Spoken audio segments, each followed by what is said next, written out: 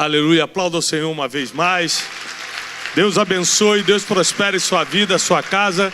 Que Deus blinde e proteja os seus sonhos, porque 2020 é um ano de realização. E nenhum dos teus sonhos vai ser perdido, caso eles tenham sido gerados em ti pelo próprio Deus. Tiago, como é que eu identifico o sonho que é meu e o sonho que vem de Deus? Muito fácil. Muito fácil. Se o seu sonho se realizar hoje, quem ganha com isso? Se for muita gente, veio de Deus. Se é só você que ganha, é coisa tua. Porque todo sonho divino na vida de um ser humano vai abençoar muita gente. Vai abençoar Atlanta inteiro, os Estados Unidos inteiro, uma geração inteira. O sonho de Deus para José alimentou uma geração. O sonho de Deus para Abraão abençoou todas as famílias da terra. Então, se o sonho que está em você vem de Deus, prepara, porque 2020 é porção dobrada, né?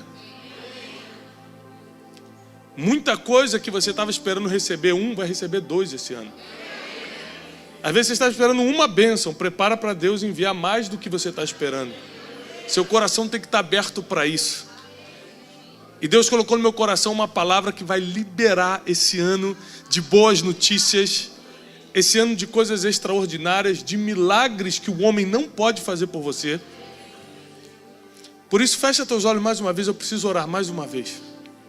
Espírito Santo, nós estamos aqui, conectados contigo e crendo que só tu podes fazer o que nós precisamos receber nesse ano. No fim dessa campanha, no fim desses 12 dias, que seja liberado algo que o céu está separando para nós. Nós não viemos à toa aqui, nós viemos buscar a ti. Não viemos também ouvir um homem, viemos ouvir a tua voz. Então fala conosco, Espírito Santo, fala conosco nessa noite. Em nome de Jesus. Amém. Toma o teu assento. Eu não sei se você já reparou, mas existem muitas coisas naturais que te ajudam nessa terra. Por exemplo, se você está com as emoções fora do lugar e pode pagar um psicólogo, ele vai te ajudar muito. Quem aqui já foi um psicólogo alguma vez? Muita gente. Se você está com algum problema financeiro e consegue ou ficar amigo, ou até se aconselhar com um consultor da área, um consultor de investimento, um empreendedor de resultados, ele vai te ajudar demais. Ele pode, claro, te dar vários caminhos para você prosperar financeiramente. Se você precisa emagrecer, quem aqui precisa, amém? 3 pessoas. Eu acho graça dessas coisas. Você vestiu a roupa 3 vezes para vir para o culto, viu que não deu. Aí o pastor pergunta, quem precisa emagrecer? Eu falei, eu não preciso, graças a Deus. Mas se você precisa emagrecer, não adianta orar. Você vai ter que consultar um nutricionista, procurar um personal trainer. Porque existem muitas ferramentas naturais disponíveis. Você quer bater suas metas, quer se superar, quer ser um empreendedor melhor, você pode procurar um coach. Agora tem coisas que nada disso resolve. Vou te dar um exemplo. Quem aqui já se sentiu culpado por um pecado que cometeu? Muito culpado. Falou, meu Deus, o que eu fiz? Só eu? Gente, que susto. Eu estou quase orando para Deus já levar a igreja que ela está pronta. Pode arrebatar, Senhor. Se você, por exemplo, cometeu um erro que está te consumindo por dentro, está roubando o teu sono, está te deixando sem paz, levou a sua paz embora, não adianta ir no coach, não adianta ir no psicólogo, não adianta consultar o melhor médico. Só Jesus perdoa pecados. Então bota uma coisa na sua cabeça. Deus pode fazer tudo porque Ele é soberano, mas as coisas naturais cabem a alguns profissionais que Ele capacitou para fazer o trabalho. Agora existem coisas as mais determinantes da nossa vida que só Ele pode fazer. Quer ver outro caso? Essa mensagem que eu vou pregar hoje nasceu ontem à noite, de madrugada. Na verdade, na madrugada de ontem para hoje. Porque um pouco antes de dormir, eu tenho 4 filhos. Eu estava com a Jasmine no colo. José e Júlia estavam brincando no tapete e Joaquim, que é meu filho de 2 anos, estava pulando de um sofá para o outro. Então, enquanto ele estava pulando de um sofá para o outro, ele calculou mal o pulo e foi com a cara direto no chão. Bum! Ele falou, pai, e antes de terminar o i do pai, desmaiou. Eu não sei se você tem filho, mas quando eu peguei meu filho, o olho dele virou e os braços fizeram assim, irmão. Não adianta você ter o telefone do melhor psicólogo no teu telefone. Não adianta você ter contato com a melhor nutricionista da cidade. Não adianta todos os livros que você leu. Não adianta toda a faculdade. Você tem 3 doutorados, não importa. Porque no momento da profunda necessidade, no momento do desespero, no momento que as esperanças parece que estão indo embora, você só pode recorrer a uma pessoa. Eu comecei a gritar, Jesus! Jesus! Eu botei no carro e comecei a dirigir para o hospital. Imagina quando você está nessa situação, eu esqueci de levar carteira com os documentos, celular, não levei nada. Peguei ele, botei no carro e comecei a dirigir para o hospital. Ele começou a voltar e com a cara completamente roxa, batida. Eu não estava entendendo o que estava acontecendo, eu só orava e comecei a prometer um monte de coisa para Deus. Tanto que quando ele saiu do raio-x, o médico falou que estava tudo bem, eu falei, Deus, aquilo era brincadeira, eu estava nervoso. Eu estava muito nervoso, Senhor, é claro que o senhor sabe, né? Presta atenção. Quando você está no desespero, você promete um monte de coisa. Você começa a falar, Deus, eu dou minha palavra, que eu vou fazer isso. Tudo que você podia fazer sem estar no desespero.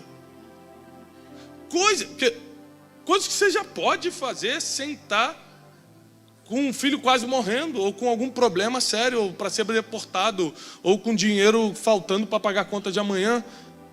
Mas é impressionante como no aperto, é impressionante como no desespero, a gente corre para a fé.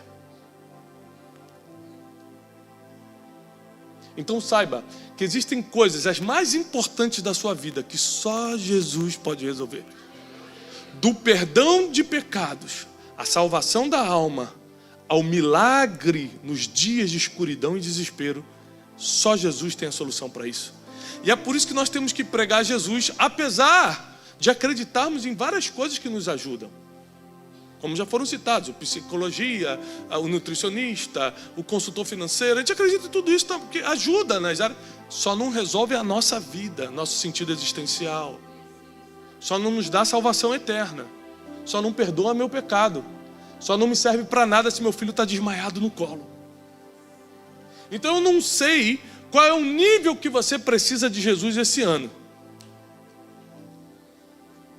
Mas não espere estar no desespero para começar a acertar os teus planos com Ele esse ano. Eu gostaria que você abrisse a sua Bíblia comigo em Lucas capítulo 7. Nós vamos estudar algo muito interessante. Porque o que acontece? Na Bíblia, Jesus fez vários milagres, vocês sabem. Nas biografias de Jesus, Mateus, Marcos, Lucas e João, muitos milagres aconteceram. E o próprio apóstolo diz que se fosse colocar na Bíblia todos os milagres de Jesus, não teria livros no mundo que caberia. Foram muitos milagres. Agora, os milagres só aconteciam por 2 motivos. Repete comigo, 2? Não, mais alto, 2. Só tem 2 motivos que fazia Jesus fazer um milagre. Que conduzia Jesus a um milagre. Só 2. Um você sabe. O que faz o milagre acontecer? A nossa fé. Sem fé é impossível agradar a Deus. A Bíblia diz, vendo-lhes a fé, curou. Vai, a tua fé te... Então é lógico, a fé é lógico. Mas tem também a segunda coisa. Porque a fé tem a ver com você. A segunda coisa tem a ver com Jesus. E no capítulo 7 de Lucas, nós vamos ler uma história impressionante. Nós vamos ver uma sequência impressionante. A primeira história de Lucas 7 é uma famosa história do centurião. O que era um centurião? Um comandante romano, um chefe de esquadrão romano, acima de 100 homens. Esse homem tinha muitos direitos em Roma. Você lembra que Israel, nessa época, era uma província romana, não tinha independência política. Eles dependiam de Roma. Eles eram governados por Roma. E um centurião escutou falar que Jesus estava na cidade de Cafarnaum. É engraçado porque o capítulo 7 vai começar assim, quer ver? Ó? Isso aqui, só para você entender como Jesus era um especialista em pessoas mesmo. E depois de concluir todos esses discursos, um dos discursos mais pesados, cansativos de Jesus foi no capítulo 6 de Lucas. Ele acaba todos esses discursos e entra em Cafarnaum. Entrando em Cafarnaum, já começa a solicitá-lo. Eu vou ser sincero com vocês, quando acaba, por exemplo, eu vou pregar 40 minutos, 50 minutos. É o tempo suficiente para gastar a minha energia, a glicose cerebral, para eu ficar bem cansado. Porque é muito cansativo você pregar, dar uma palestra, qualquer coisa desse tipo. Tem a tensão do momento emocional. Você tá aqui mais preocupado com 10 mil coisas ao mesmo tempo. Tem que ter cuidado com o que você vai falar, está filmando para o YouTube, tem que ter mais cuidado ainda, é muita preocupação. Tem que ter coerência com o que você vai falar, tudo tem que estar de acordo com o tema, você tem que estar vestido adequadamente, você não sabe por que aquele irmão ali está te olhando torto, porque aquela irmã ali está dormindo. Já até para um diácono acordar ela ali, por favor. Então, escuta, é uma tensão. Fora isso, você está trabalhando a mente aqui, ó, sem parar, passando informação. É muito cansativo. Jesus ficou o dia todo fazendo isso. Entrou na cidade que ele morava e já solicitaram, vem aqui fazer mais um milagre. E Jesus ia. Eu falo, estou cansado. Gente, preguei o dia todo.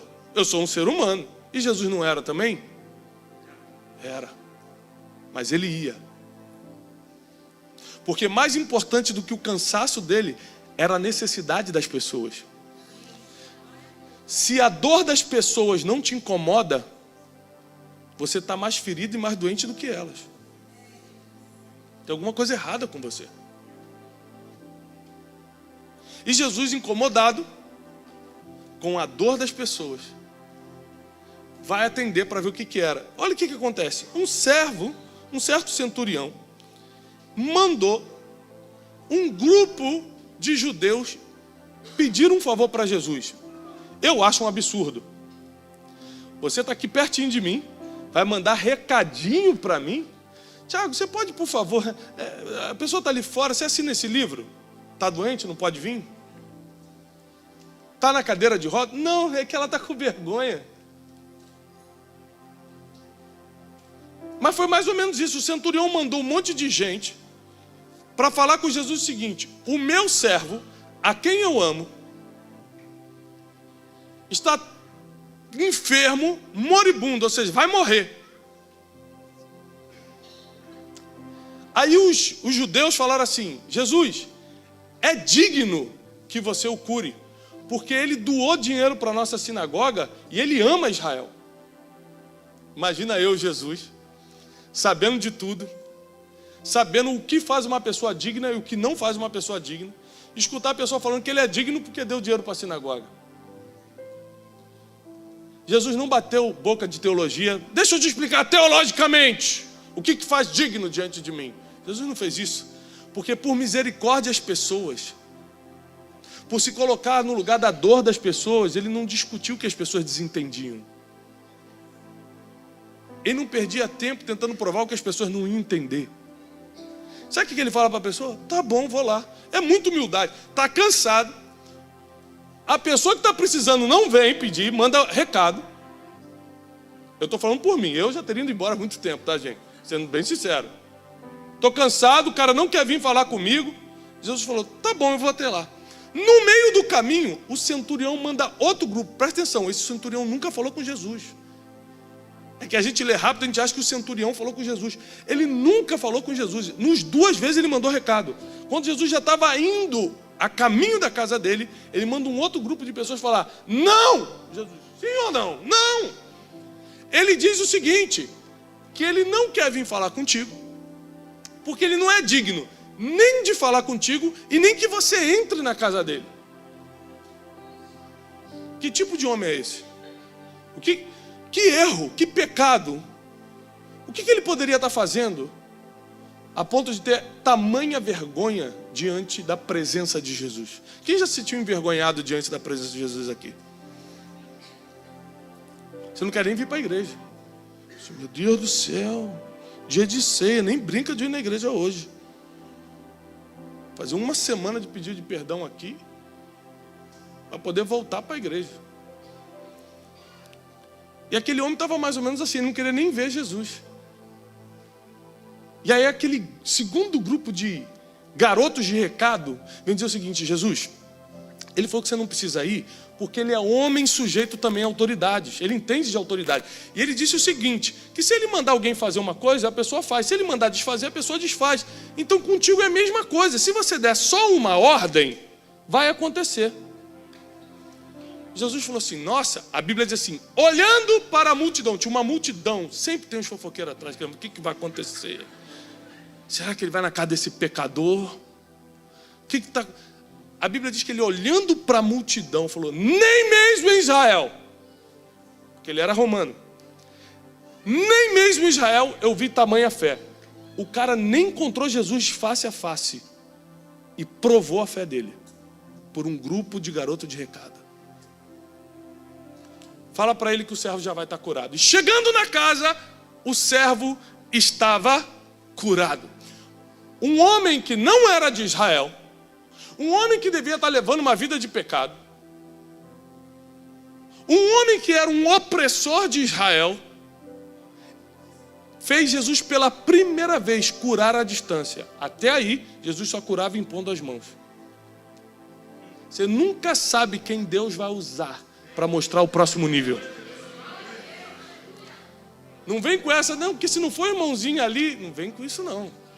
Deus usa quem Ele quer, do jeito que Ele quer. 2000 anos depois de estar na cidade de Atlanta, falando de um homem que a gente nem sabe se no final das contas se converteu.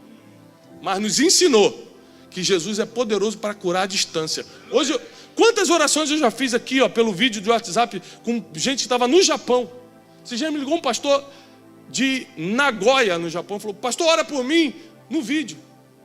Por que eu posso orar? Qual é a base bíblica? Essa aqui, Senão eu teria, não, irmão, tem que ir, impor as mãos, ungir com óleo, como diz a Bíblia. Mas porque Jesus curou a distância, deu uma ordem, aconteceu, a gente tem a base bíblica para orar por telefone pelas pessoas.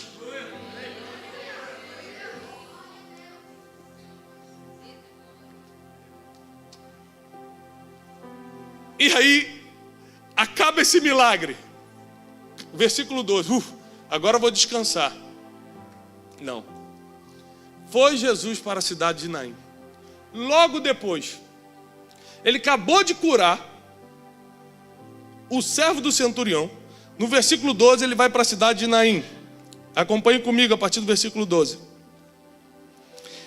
E quando chegou perto da... Olha só. Vamos ler do 10 em diante para você entender só como uma história conecta na outra. E voltando para casa, os que foram enviados, os garotos de recado, acharam curado o servo que estava enfermo. E aconteceu depois disso, que Jesus foi a uma cidade chamada Naim, e com ele ia uma multidão e seus discípulos. A multidão acompanhou de Cafarnaum para Naim, alguns quilômetros de distância.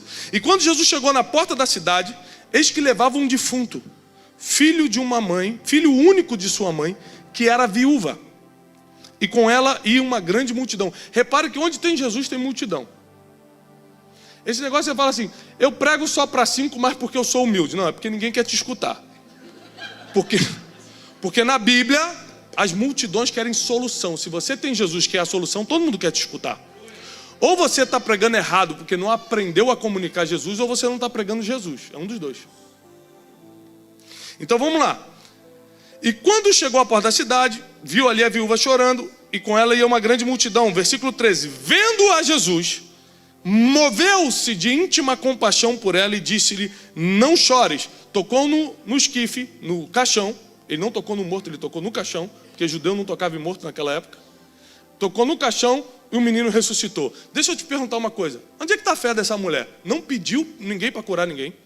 Jesus aqui, ó, cura meu filho. Não pediu nada. Não foi atrás de Jesus. Jesus estava passando por ali. Por que Jesus ressuscitou esse morto? Está escrito. Hã?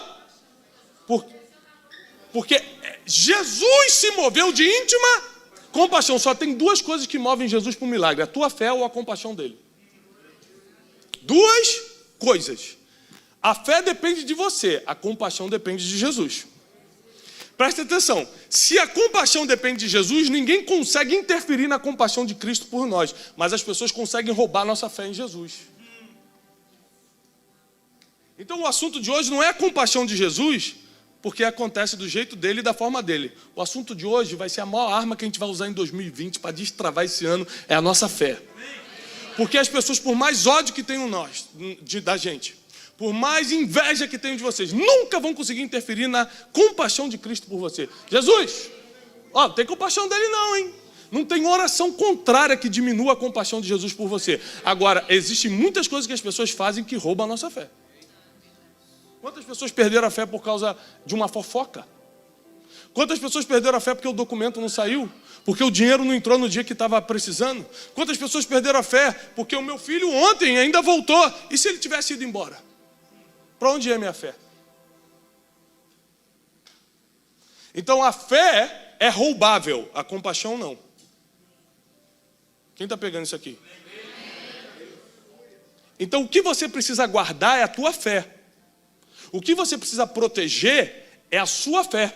O que você precisa blindar e não negociar é a sua fé. Porque ninguém consegue interferir na compaixão, mas consegue roubar a fé. Agora presta atenção. Qual é a diferença da fé e da compaixão? É que a fé provoca o milagre. Repete comigo, provoca. Mais alto, provoca. A fé provoca o milagre antes do enterro acontecer. A compaixão alcançou, mas o enterro já estava acontecendo. E ninguém quer chorar um morto. Agora, a fé do centurião impediu o enterro de acontecer. Eu quero profetizar sobre a tua vida, que a sua fé nesse ano vai impedir enterros na tua vida emocional, financeira, familiar. Não haverá enterros em nenhuma área da tua vida esse ano. Porque a compaixão de Cristo vai continuar por você. Agora, a tua fé vai aumentar. A sua fé ainda vai aumentar mais. Não haverá enterro. Está cancelado. Da mesma forma que Jesus cancelou o enterro de Naim. Da viúva de Naim. Da cidade de Naim. Chegou e cancelou aquele enterro. Tocou no caixão, o morto levantou. Deus vai cancelar enterros na nossa vida. A tua família fisicamente está blindada pelos anjos do Senhor. A tua casa emocionalmente está protegida pelo Espírito Santo. O teu ministério não será tocado, mas será prosperado em Deus. Você nunca compartilhou tanto da palavra como vai compartilhar esse ano. Prepara para ver o teu ministério fluindo nesse lugar. Prepara para ver as tuas finanças. Ah, por que as finanças é importante? Ah, vou te explicar para neném que não sabe. Neném não sabe. Vou explicar. Porque se você atrasar sua conta, você fica desesperado e enfraquece sua fé. Porque se você não conseguir fazer compras para botar na comida dos seus filhos, é uma humilhação tão grande que ninguém acredita que Jesus está contigo. É por isso que dinheiro não é a coisa mais importante do mundo, não é, mas influencia todas as coisas que são, inclusive a sua fé.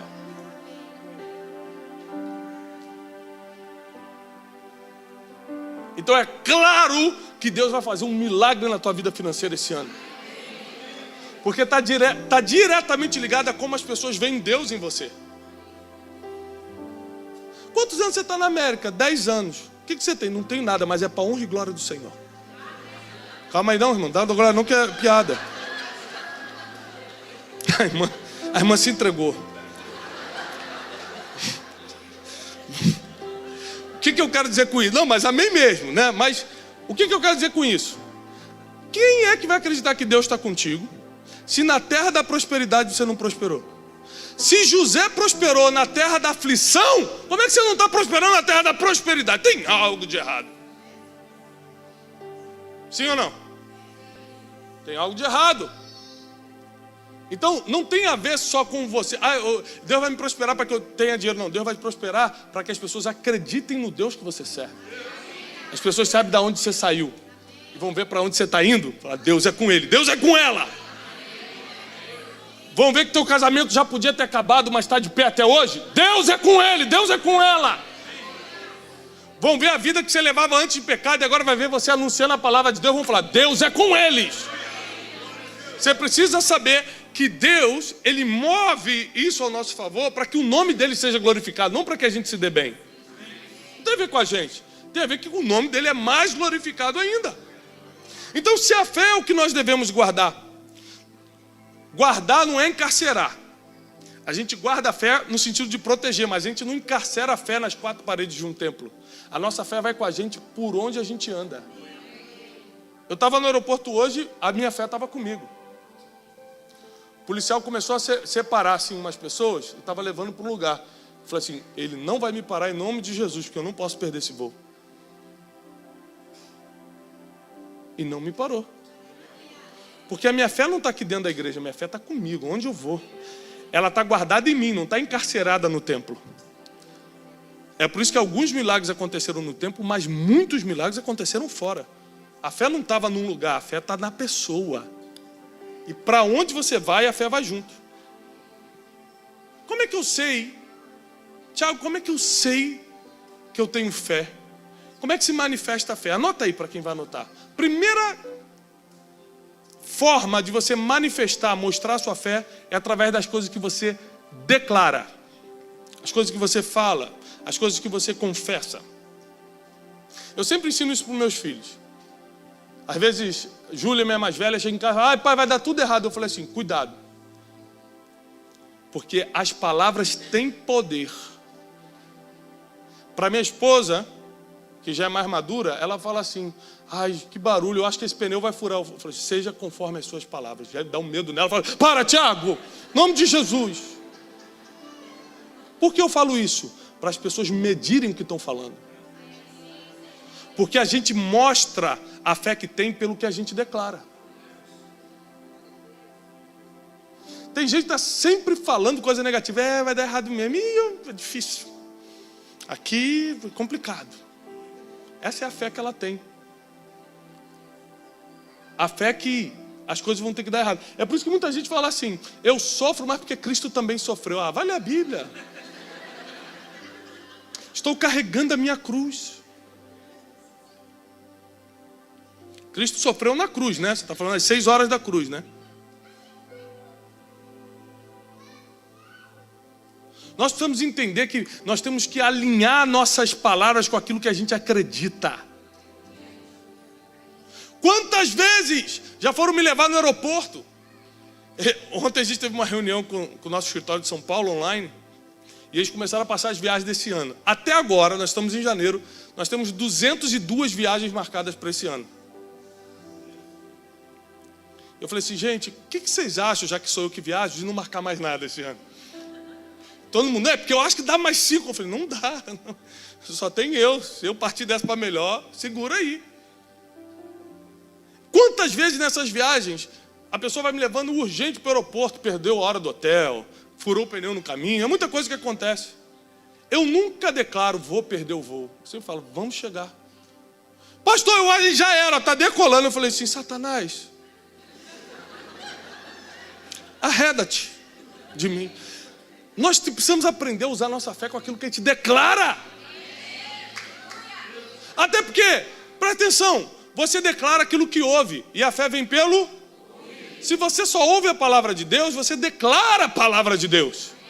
Agora, você fica o dia todo ouvindo fofoca, novela, não sei o que, você vai declarar o quê? A palavra de Deus? Não, você vai declarar, vai separar, vai trair, vai dar errado, vai quebrar, porque é isso que você está ouvindo. Você é alimentado pelo que ouve e acaba declarando o fruto daquilo que está escutando. A segunda forma de você manifestar a sua fé é pelo que planeja. Qual o seu planejamento? Pagar minhas contas. Esse é o tamanho da fé da pessoa. É por isso que não avança, porque Deus honra o tamanho da sua fé. E você revela a sua fé pelo que confessa e pelo que planeja. Então, por que eu não boto minhas metas de 2020 na internet? Que se eu botar, você vai me chamar de orgulhoso. Eu vou falar, orgulhoso.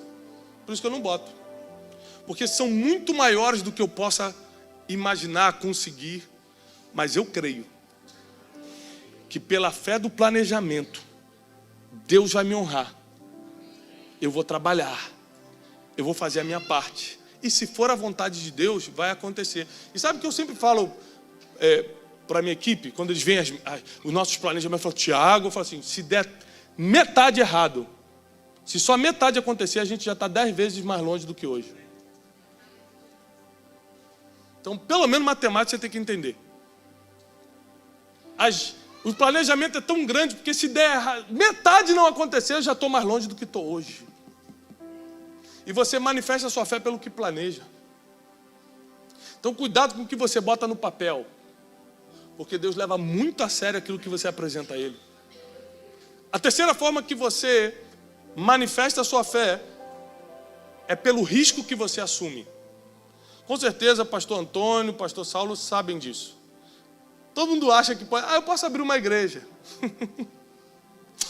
Você sabe o risco que é? Por exemplo, eu faço a conferência destino, que é muito mais, entre aspas, fácil do que abrir uma igreja. Aí tu vai fazer conferência. Aí você tem que assinar um contrato de tantos mil, de que se não acontecer no dia que você prometeu, você vai pagar aquela multa. Aí você tem que comprar um ano com antecedência, alugar o som, o não sei o que é tantos mil, e não sabe nem se vai ter um ingresso para aquilo. E você, no final das contas, sabe o que eu chego à conclusão? Que a minha fé está diretamente ligada ao risco que eu assumo. É quando você vai ver um tempo e falar assim, olha, eu só tenho 20 pessoas e para pagar esse aluguel eu teria que ter 1000, mas vou alugar. O risco que você assume revela a fé que você tem. As palavras que você declara, os planos que você planeja e os riscos que você assume. São 3 coisas que Deus está de olho para entender a sua fé. Vamos falar do risco que o centurião assumiu mandando Jesus curar o servo dele, sendo que ele era um centurião romano e Jesus era um líder espiritual judeu, hebreu. Riscos para chegar onde se quer. Vê o que o centurião romano, sem ser de Israel, falou. Ele vai ser curado, é só você...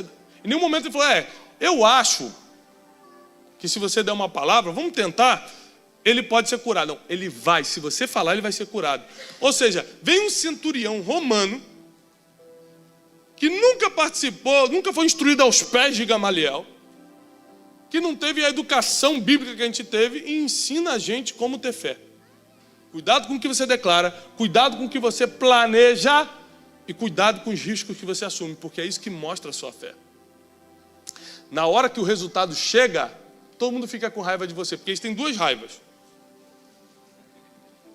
O ser humano tem 2 raivas de você. Quando tudo dá errado e quando tudo dá certo. Deu tudo errado, você lá, miserável, sai daqui, Satanás. Deu tudo certo, está se achando, ó. Isso aí deve ter roubado, só pode ser ladrão, não é possível. Ser humano é assim ou não é, pessoal? Eu tô... Quando dá tudo errado e quando dá tudo certo. Então você tem que estar preparado para os resultados da tua fé em ação. Porque o resultado da tua fé em ação vai trazer crítica que você nunca teve. Vai trazer perseguição que você nunca sofreu. Porque foi o que aconteceu com Jesus. Imagina Jesus, o amor em pessoa. Tinha pessoas com pedra na mão para apedrejá-lo. Quantas vezes Jesus teve que fugir de apedrejamento? Na própria cidade, tentaram jogar ele do precipício de Nazaré. Ele teve que fugir entre uma multidão. Jesus, tentativas de assassinato contra um amor em pessoa. Por que não vão tentar assassinar suas emoções? Assassinar sua vida financeira, assassinar os seus sonhos. Por que não vão tentar roubar a sua fé? É claro que vão. Só que a partir de hoje nós vamos blindar a nossa fé. Porque quem usa a fé chega em Jesus antes do enterro. Quem bota a fé em ação, chega em Jesus antes da tragédia acontecer. Ele é o único que perdoa pecados, Ele é o único que te leva para o céu, Ele é o único que te conecta com o Pai e Ele é o único que faz milagre acontecer. Ele é o único que resolve o problema que ninguém consegue resolver na sua vida. Você pode continuar indo ao consultor financeiro para ficar rico, muito bom que fique, mas saiba que quando ficar rico, todos os outros problemas vão vir à tona. Vazio existencial, crise familiar, porque eu trato disso todo dia com várias pessoas. Não desconsidere o seu psicólogo, o seu coach, o seu consultor financeiro, não desconsidere o conhecimento, os livros, mas saiba que no final das contas, sem Jesus ainda assim vai ficar difícil. Ele tem a palavra final.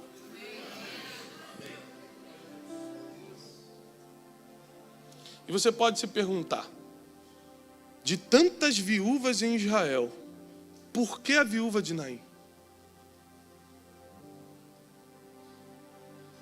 Aqui está uma resposta que o ser humano não sabe lidar. O imprevisível.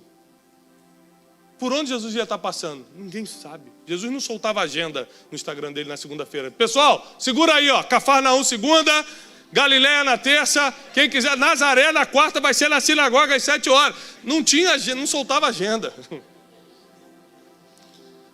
Ele era imprevisível. Então, você sempre tem que contar com a compaixão de Jesus, mas é imprevisível. Porque da mesma forma que ontem, o meu filho foi salvo, filho de outras pessoas morreram. Sim ou não? É imprevisível a compaixão. A fé é previsível. Porque tudo sobre a fé está escrito, e o que está escrito dá certo. Eu não sei qual é a tua necessidade para esse ano, mas eu tenho certeza que vai dar certo. Eu não sei em que buraco você está, em que área da vida você pode estar num buraco, se é emocional, financeira, familiar, espiritual, ministerial, sentimental. Tem gente que nunca se resolve sentimentalmente, porque emoção é você com você mesmo, sentimento é você com alguém. Então tem gente que não tem problema emocional, mas tem problema sentimental. Tem gente que tem os dois. E financeiro junto. Aí, irmão, tem que fazer o culto da terça do descarrego aqui para... Amanhã, né? Amanhã vamos fazer com sal grosso para dar uma força, porque tá... Você precisa entender isso. Que a fé é previsível. Se você colocar em ação, tem resultado. Esse ano de 2020 é um ano que você vai ter que usar a fé como nunca usou antes. Usar como, Tiago? Pelo que você fala, pelo que você planeja e pelo risco que você assume. Pelo que você fala, pelo que você planeja e pelo risco que você assume. Busca sempre as orientações em Deus. Ou você acha que não foi um risco para Pedro pisar na água? Mas ele pisou? Ele andou? Andou. Ele afundou depois, mas andou, está na Bíblia. Andando sobre o mar, sentiu os fortes ventos. Talvez tenha dado 3, 4, 5 passos, mas andou, você não deu nunca nenhum. Ele tem mais fé do que você. A Bíblia chamou Pedro de homem de pequena fé, e ele já andou sobre o mar e você não. Então qual é o tamanho da tua fé? Se Pedro tem pequena e andou sobre o mar.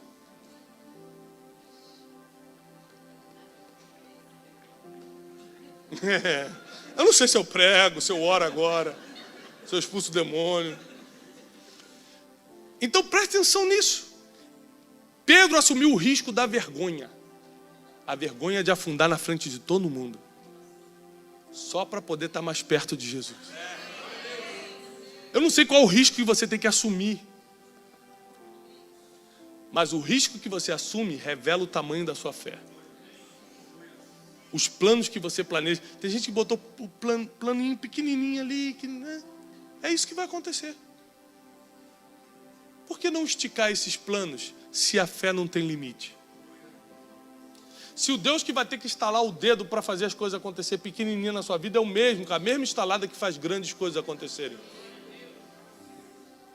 E cuidado com o que você fala a partir de hoje. Seja uma pessoa que declara palavras de fé, de crescimento, de coisas positivas. Não, vai dar certo, vai acontecer. Porque você, com o que fala, está alimentando a fé, inclusive, da tua família, das pessoas que estão à sua volta. Às vezes você não tem amigo porque você só fala coisa negativa. Ninguém quer estar perto de você mesmo. Tem um amigo meu, que agora é um colega, não é mais amigo, que eu estou falando diante de Deus, eu nunca vi esse cara, é um líder, né? Eu nunca vi esse cara dizer uma palavra positiva. Uma. É aquele cara que você liga e fala assim: rapaz, como é que tá em Orlando aí? Ah, pá, que calor do cão, rapaz. Não sei como é que esse pessoal aguenta, não. Aí vai pra Boston. Como é que tá em Boston? Ah, pá, que frio desgraçado. Não dá, não. Calor não tá bom, frio não tá bom, luz tá muita luz, não, aqui tá pouca luz. Nenhum ambiente tem palavra positiva, é só negativa. Qual o tamanho da fé dessa pessoa? 0.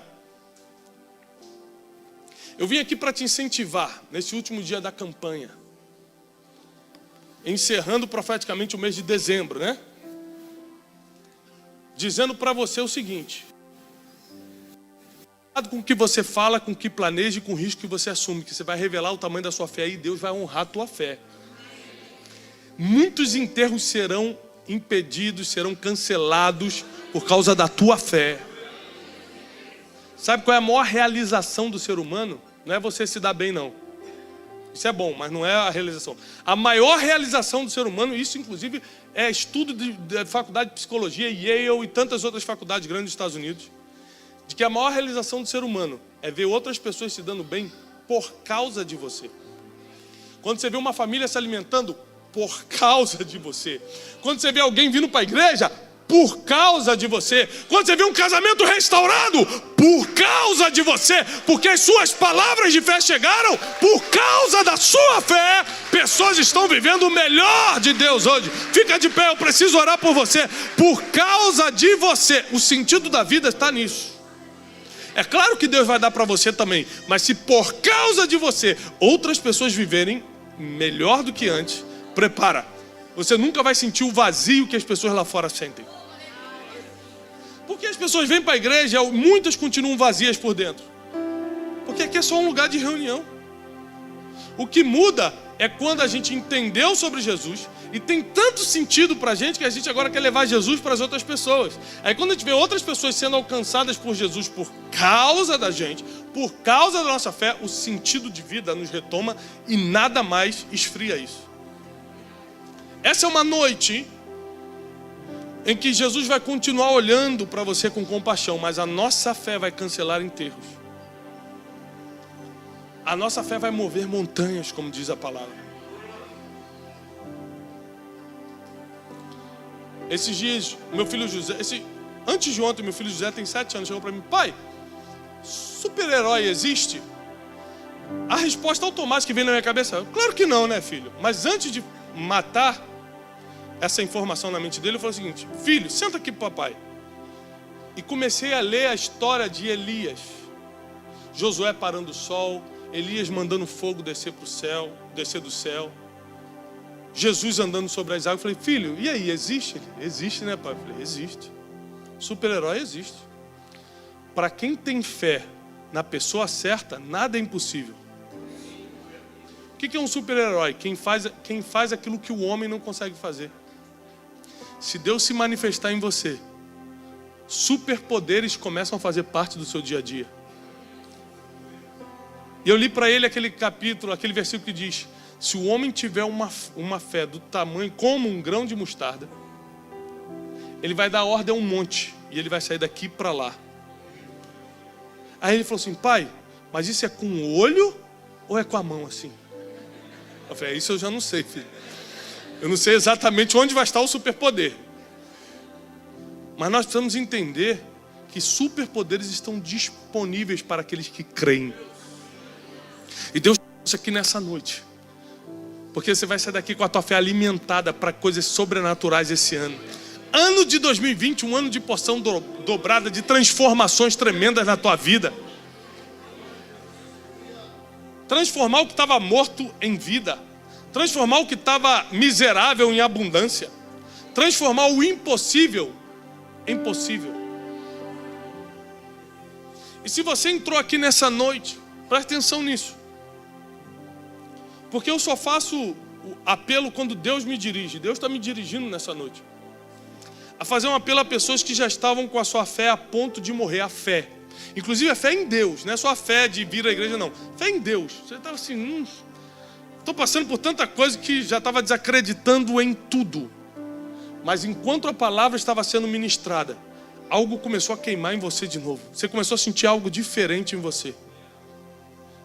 Se você é uma dessas pessoas que entrou com a fé morta e está sentindo que está saindo vivo hoje, vem aqui na frente porque eu preciso profetizar sobre a tua vida. Somente as pessoas que durante a ministração da palavra sentiram isso estavam perdendo a fé completamente. Parecia que você já não estava mais acreditando como antes. E na ministração de hoje isso foi mudando em você. São muitas pessoas. Vou dar mais 2 segundos para você vir. Entrou-se com a fé fraca, com a fé morrendo. Inclusive a fé em Deus. Porque às vezes a gente está perdendo a fé nas pessoas, está perdendo a fé na instituição. Mas eu estou falando de pessoas que inclusive estavam perdendo a fé em Deus mesmo. Deus tem um plano, Deus tem um projeto para vocês. Por isso Ele atraiu vocês até aqui. Toca no altar, coloca a mão no altar, coloca a mão no altar. Deus tem um projeto para vocês.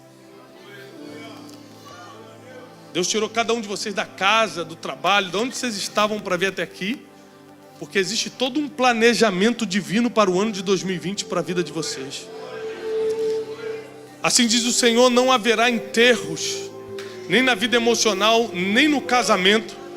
Casamentos que seriam enterrados esse ano, Deus agora vai usar a tua própria fé, vai ressuscitar a tua fé para cancelar esse enterro. Não haverá enterros na vida financeira, não haverá enterros nos documentos, não haverá enterros na vida sentimental, na família, no trabalho, no ministério. O homem que cancela enterro, Jesus, está aqui nessa noite. O homem que com uma palavra faz um menino que estava morto ficar de pé, está aqui nessa noite. Ele mesmo disse, eis que estarei convosco todos os dias, até a consumação dos séculos. Ele está aqui hoje. Está escrito. Senhor, nós apresentamos esses irmãos e irmãs que estão no altar nessa noite. A fé estava abalada, a fé já estava morrendo, mas Tu enviaste socorro. Tu enviaste socorro. Tu aqueceste o coração do Teu povo. Nós repreendemos todo espírito de morte. Nós repreendemos toda data marcada de enterro, porque chegou um tempo de vida, chegou um tempo de paz, chegou um tempo de prosperidade, chegou um tempo de transformação sobre o Teu povo. Nós declaramos isso na autoridade do nome que está sobre todo nome, que é o nome de Jesus. Não haverá perdas, não haverá morte, não haverá buracos.